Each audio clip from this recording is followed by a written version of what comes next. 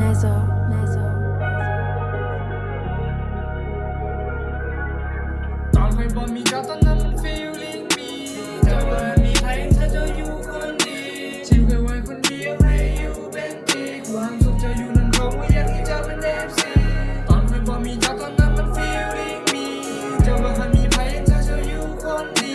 ชีวิตเคยไว้คนเดียวให้อยู่เป็นปีความสุขเจ้าอยู่นั้นเขาไม่อยากให้เจ้าเป็น FC ตอนนั้นเขายังซีทีนบูลลี่ค่อยก็ต้องซิบลีนเด็กน้อยตอนเขายังซีทีนเบบี้เจ้าบ่มาตอนเขาอยู่บ่อนี้บ่มีภายอยู่ในอยู่ข้างกายเขายังมีเจ้าบ่นี้อยู่ภายใน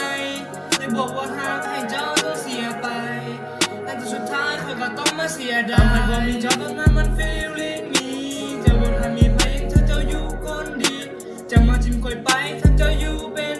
ความสุขเจ้าอยู่นั้นเขาอยากให้เจ้าเป็น FC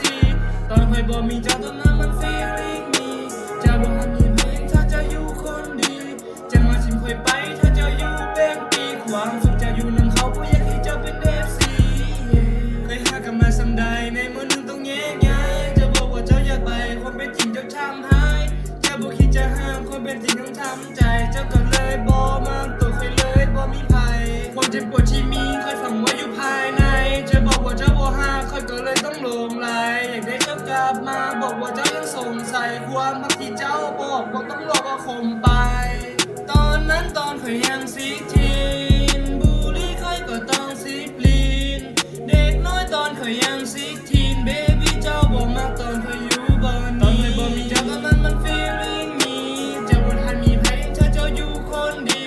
จะมาทิ้งค่อยไปถ้าเจ้าอยู่เป็นปีความทุกข์จะอยู่นั้นเขาบ่อยากให้เจ้าเป็น FC ตอนเคยบอกมีเจ้าตอนนั้นมัน feeling me เจ้าก็หามีเพลงถ้าเจ้าอยู่คนดีเจ้าก็หายไปเป็นปี